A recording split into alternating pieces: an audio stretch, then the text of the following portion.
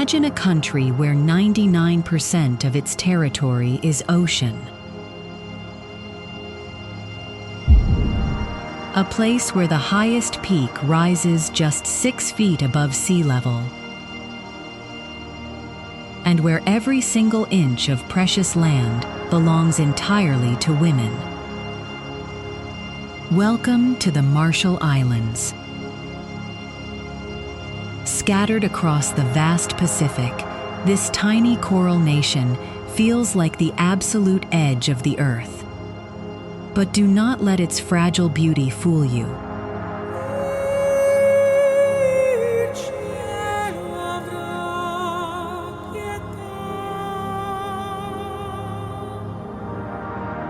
Beneath these crystal-clear waters lies a shocking history of nuclear betrayal, a desperate daily battle against a sinking future, and a resilient people refusing to surrender.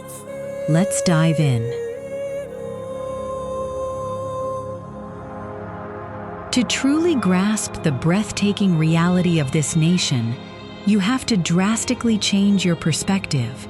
You have to zoom out, way out. Spread across nearly 1 million square miles of the central Pacific Ocean, the Marshall Islands is essentially a delicate constellation of coral atolls.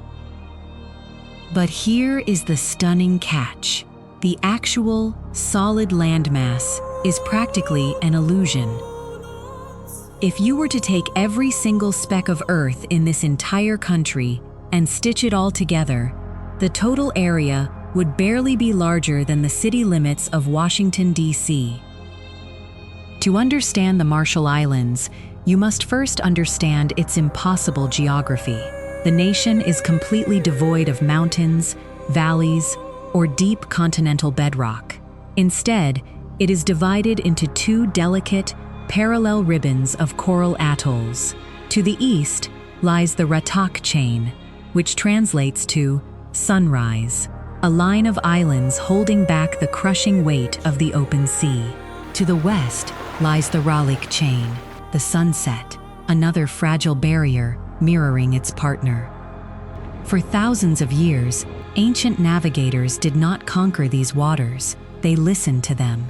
Long before the invention of the compass or satellite navigation, local seafarers would sail between Ratak and Ralik blindfolded. They read the subtle shifts in the ocean's current, feeling the exact moment a wave bounced off a distant, unseen reef and struck the wooden hull of their canoes. It is a profound, ancient genius, a testament to a culture that learned to breathe in perfect harmony with the most unforgiving environment on the planet. But as time marched forward, the modern world inevitably crashed into these ancient shores. When you finally break through the heavy tropical clouds and begin your descent from the sky, the illusion of an untouched romantic paradise vanishes almost instantly. You are looking down at the capital. From above, Majuro appears as nothing more than a desperately thin halo of sand, violently sandwiched between the dark, raging Pacific on one side and a deceptively calm, turquoise lagoon on the other. It is so terrifyingly narrow that in some places you can stand in the center of the road and throw a stone into the ocean, turn around and throw another right into the lagoon. Here, survival is not about harvesting crops from fertile soil. It is an everyday, mechanical struggle wrapped in profound paradoxes. As your plane touches down at Majuro International Airport, you feel the heavy vibration of the landing gear gripping the dark tarmac. To an outsider, this is just a standard runway built for aviation. But look closer. Notice the gentle slope of the pavement, the intricate grooves carved into the edges.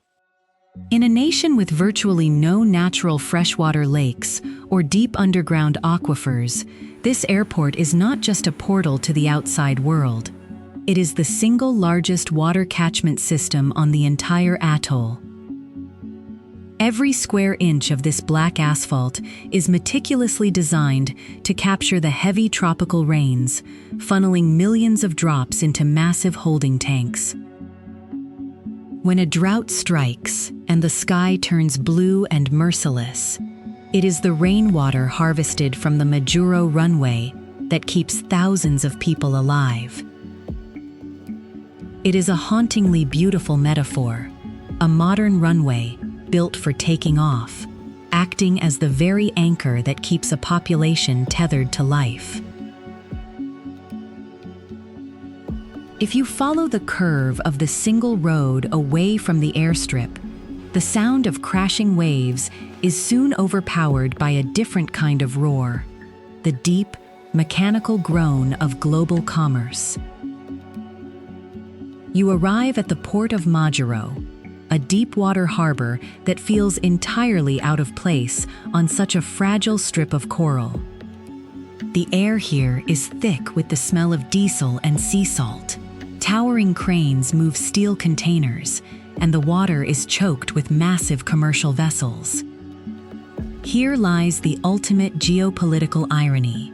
This incredibly tiny nation, virtually invisible to the naked eye on a globe, holds one of the largest shipping registries on Earth. Thousands of colossal oil tankers, bulk carriers, and luxury yachts traversing the world's oceans fly the flag of the Marshall Islands. They have no standing army, no vast natural resources to export. Yet from this small port, they control the bureaucratic heartbeat of international maritime trade. It is a nation of staggering extremes, holding the weight of the global economy on its shores, while simultaneously fighting a desperate battle to keep those very shores from sinking beneath the waves. And as you will soon discover, this relentless struggle for survival on Majuro is only the beginning of a much darker, far more heartbreaking reality. Leaving the crowded, rain-swept streets of Majuro behind, a short flight westward brings you to a place where the sheer scale of the Pacific Ocean truly reveals itself. As the clouds part, a massive, unbroken ring of coral emerges from the deep blue. This is Kwajalein Atoll, one of the largest coral reef systems on the planet. Encompassing a breathtaking expanse of water known as the Kwajalein Lagoon, it looks like a tranquil, untouched sanctuary. The water here is so clear, so vibrantly turquoise, that you can see the shadows of manta rays gliding silently over the seabed from thousands of feet in the air. But this shimmering lagoon hides a staggering geopolitical reality. This pristine body of water is not a marine sanctuary, it is a multi-billion-dollar aerospace testing range. For decades, the United States military has used this vast, empty lagoon as the ultimate catcher's mitt for advanced aerospace technology. High-speed re-entry vehicles, launched from military bases in California, travel thousands of miles across the Pacific, tearing through the Earth's atmosphere to splash down precisely into these waters. At night, the sky above the lagoon is sometimes illuminated by man-made shooting stars, a brilliant, silent display of technological supremacy falling into one of the most remote places on Earth. This cutting-edge aerospace activity has physically and socially fractured the atoll, splitting it into two vastly different worlds separated by an invisible, impenetrable wall of wealth and security. On the southern tip of the reef lies Kwajalein Island. Stepping off the ferry onto this island feels like stepping through a portal into a wealthy American suburb that has been mysteriously transplanted into the middle of the ocean. In 1946, the pristine silence of these atolls came to an abrupt, terrifying end. The United States military arrived with a request that would alter the course of history. The indigenous residents were asked to leave their ancestral home for a short time to support a military testing program promised to be for the good of mankind. Trusting this promise, 167 islanders boarded a relocation ship, carrying only a few changes of clothes. They had no idea it would be the last time they would ever see their homeland intact. Leased entirely by the United States government. Kwajalein Island is a bubble of Western comfort and highly classified tranquility. There are no private cars here. Residents commute on bicycles, their bells ringing softly in the warm tropical breeze. You will find manicured baseball fields, a pristine 9-hole golf course, air-conditioned movie theaters, and the rare, luxurious sight of deep green, heavily watered lawns. The families of engineers, scientists, and military personnel live in quiet, tree-lined neighborhoods, enjoying a peaceful, idyllic life, entirely insulated from the harsh realities of the ocean that surrounds them. Yet, just 3 miles away, a mere 20-minute boat ride across the lagoon, lies the dark flip side of this geopolitical coin. Welcome to Ebai Island. As your boat approaches the dock, the stark contrast hits you like a physical blow. There are no golf courses here. There are no sprawling lawns or quiet, tree-lined streets. Ebai is a microscopic sliver of land, covering less than 0.14 square miles, yet it is forced to carry the weight of over 10,000 people. Often referred to as the slum of the Pacific, Ebai Island is one of the most densely populated places on Earth. The architecture here is a frantic puzzle of survival. Concrete block houses and tin roofs are stacked endlessly against one another, separated only by narrow, shadowed alleyways. The heat is stifling, radiating off the pavement, with virtually no green space to absorb the fierce equatorial sun. Children here do not play on soft grass. Their playgrounds are the rough concrete docks, the narrow, unpaved alleys, and the shallow, stagnant puddles left behind by the high tide. The most heartbreaking paradox of this divided atoll unfolds every single morning. Before the sun fully rises, hundreds of adults from Ebai crowd onto a ferry, making the daily commute across the water to Kwajalein Island. They are the essential workforce that keeps the pristine military base functioning. They maintain the golf courses they are not allowed to play on, they clean the suburban homes they cannot live in, and they cook the food in the cafeterias. But as the day ends, a strict, uncompromising rule takes effect. Before the sun dips below the horizon, the workers must board the ferry and leave. They are not permitted to stay overnight. As the sunset paints the sky in brilliant strokes of purple and gold, the ferry slowly drifts back toward the overcrowded, concrete cage of Ebai.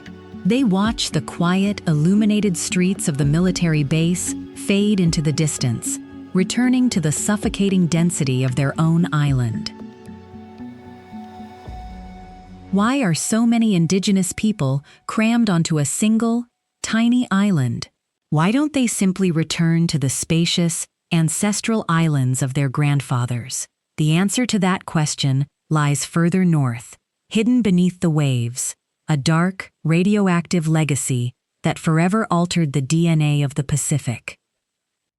The desperate overcrowding on Ebai is not some tragic accident of nature. It is a direct, engineered consequence of history. To understand why so many indigenous families cannot simply return to the spacious, ancestral lands of their grandfathers, you have to look far to the north. You have to look at a dark chapter of the 20th century that the rest of the world has largely tried to forget. In the years immediately following the Second World War, the profound, seemingly endless isolation of the Marshall Islands made them the perfect theater for the dawn of the atomic age. Here, In the quiet, untouched expanse of the northern Pacific, the United States conducted a staggering 67 high-yield atmospheric and underwater tests. Military officials approached the indigenous communities, politely asking them to leave their island homes temporarily, citing that it was for the good of mankind and to end all world wars. The islanders boarded naval ships, watching their palm-fringed shorelines fade into the horizon, fully believing they would soon return. They had no way of knowing that the skies above their ancient homes were about to be torn apart by flashes of light, brighter than 1,000 suns, forever altering the molecular fabric of their homeland. Today, if you plunge beneath the surface of the water here, you are instantly transported into one of the most surreal and haunting underwater landscapes on Earth. Resting silently on the ocean floor, bathed in the eerie, filtered blue light of the deep, is an entire ghost fleet. Massive aircraft carriers, heavy cruisers, and battle-scarred destroyers, vessels that survived the greatest naval conflicts in human history, were purposefully anchored here as target ships. They were utterly crushed and sunk by the sheer, unimaginable force of the energy waves released from above. Over the decades, nature has attempted to heal this monumental scar. Intricate, brightly colored coral formations now aggressively cling to the rusted steel of the heavy gun turrets. Schools of vivid tropical fish dart through the twisted, darkened hallways of the sunken warships.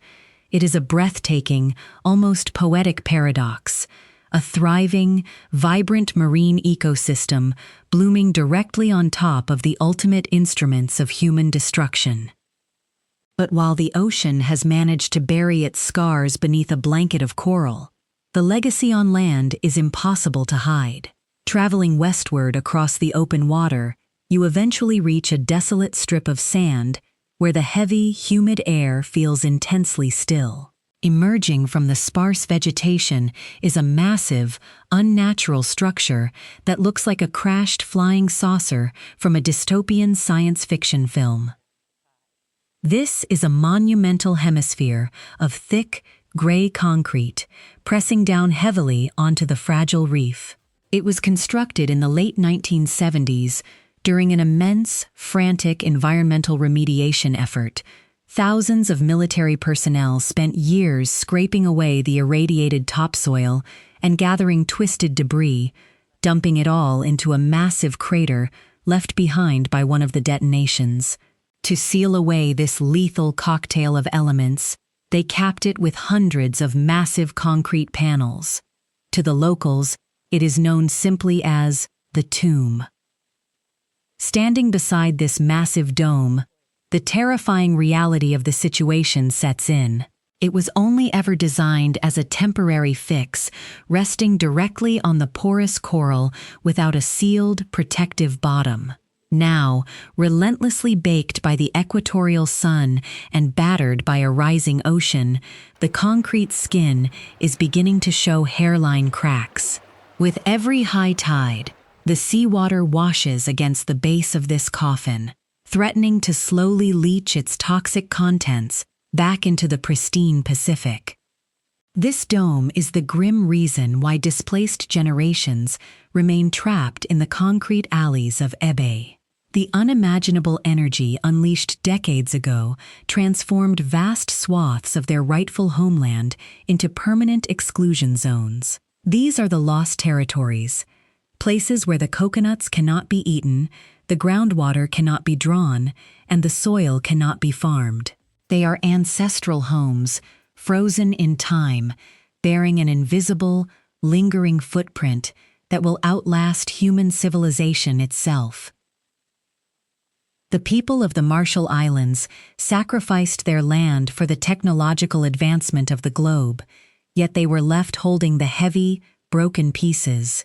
And, as if fighting the ghosts of the past wasn't enough, they are now standing on the absolute front lines of an entirely new, catastrophic war for survival. As if fighting the invisible ghosts of a radioactive past wasn't enough, The modern inhabitants of the capital face a highly visible, towering crisis of the present. In a nation entirely composed of flat, low-lying coral reefs, the highest point of elevation is not a majestic, natural peak. It is a staggering, artificial summit, born out of pure necessity. The locals grimly refer to it as the highest mountain on the island. Standing near the edge of this massive landfill, the air is thick with the relentless hum of diesel bulldozers and the sharp scent of sun-baked plastic. In a completely isolated economy that must import almost everything it consumes, from bottled water to canned goods to construction materials, there is a devastating mathematical problem. The goods arrive, but the packaging has nowhere to go. There is simply no empty land to bury the refuse. So, it goes up. This towering monument of waste is the ultimate, heartbreaking irony of globalized convenience, a society forced to build a mountain of foreign trash on top of a sinking island, desperately trying to keep its head above the rising tide.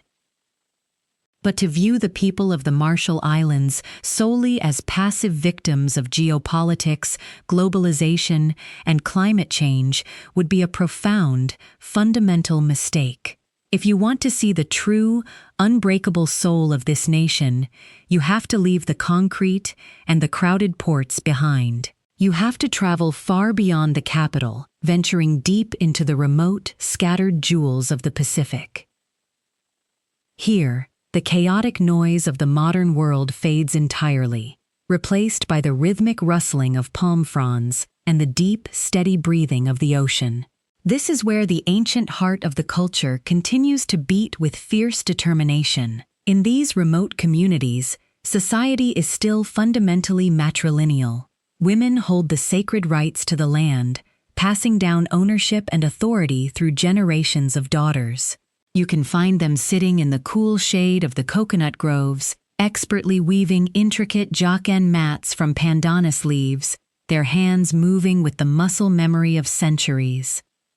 Meanwhile, the village elders continue to teach the youth the ancient, almost magical art of wave piloting.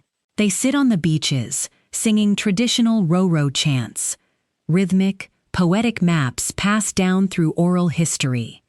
They are ensuring that the next generation will never forget how to navigate the vastness of the Pacific without a compass, keeping the indigenous genius alive against all odds. Drawing on this deep ancestral connection to the ocean, this tiny nation decided to stop retreating and start fighting back. And their counterattack shook the international community. Recognizing that the delicate balance of their marine ecosystem was being devastated by foreign commercial fleets, they made a historic, aggressive move. They drew a massive line in the water, declaring nearly 2 million square kilometers of the Pacific Ocean as a heavily protected sanctuary. Beneath the crashing waves, magnificent apex predators, silvertip, reef, and oceanic white-tip sharks now glide freely through the vibrant coral canyons. By turning an area the size of Mexico into one of the largest shark sanctuaries on the planet, this microscopic island nation essentially forced massive, multi-billion-dollar industrial fishing fleets from global superpowers to turn their ships around and retreat. It was a brilliant display of asymmetric power. They realized that their extreme vulnerability was, in fact, their greatest weapon. They took this fight from the ocean directly to the United Nations. At global climate summits, it is the Marshallese diplomats who stand at the podiums, looking the leaders of the world's wealthiest, most heavily polluting nations dead in the eye. They do not ask for pity. Instead, they demand action, relentlessly pushing the globe to commit to the 1.5 degrees Celsius limit on global warming. They have transformed themselves from forgotten casualties of the 20th century into the fiercest, most vocal warriors of the 21st. They are fighting not just for the survival of their coral reefs, but for the moral compass of the entire world. The story of the Marshall Islands is not just a forgotten chapter of history. It is a massive, urgent warning siren for the rest of the world. These master navigators survived the terrifying fallout of the atomic age, and today they are fighting the rising tides on the absolute front lines of climate change. But here is the chilling truth. The ocean eroding their shores is the exact same ocean connected to ours. If the world stands by and lets the Marshall Islands sink beneath the waves, they won't go down alone. They are just the first. Do you think the international community will step up to save them, or are we running out of time? Let me know your thoughts in the comments below. Thanks for watching, and I'll see you in the next one.